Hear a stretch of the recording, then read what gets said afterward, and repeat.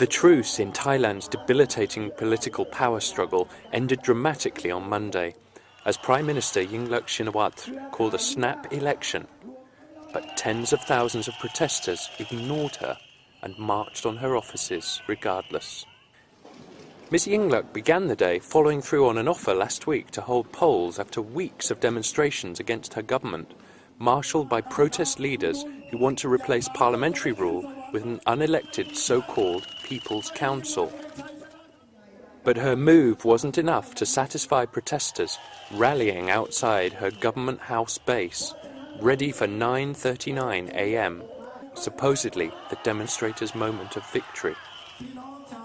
This is the scene outside Government House in Bangkok, minutes before what protesters have called their moment of victory in this long-running political crisis. Prime Minister Yingluck Shinawatra has just called elections on a day that promises to be very eventful and fast-moving.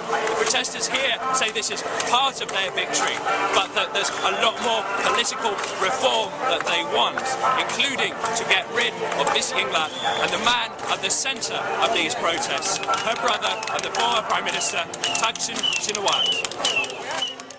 Some demonstrators argue contentiously that they represent a people's uprising needed to change a democratic system corrupted by Shinawatra, a former Prime Minister who was ousted in a 2006 military coup and is also Ms Yingluck's older brother.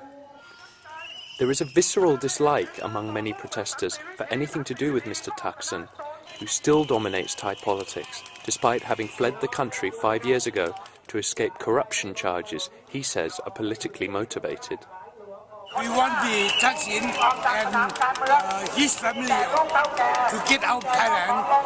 If the situation the government announced this morning, it means that Yingluck and his followers gonna be take action of the government. The dispute on Bangkok's streets also reflects other fault lines in Thai society, notably class. Many of the protesters are business people or professionals who feel marginalised by the electoral dominance of Mr Thaksin and his allies over the last 12 years, thanks to their appeal to Thailand's rural poor. Even the PM for election, we Thai people, we don't think it's enough for us here, because all of the government officers are all under the Shinawatra family. So we don't want them, we want them with the people here. We want them to set up the middle people. Against that backdrop, it's not surprising Ms Yingluck's election gambit doesn't seem to have headed off the protests.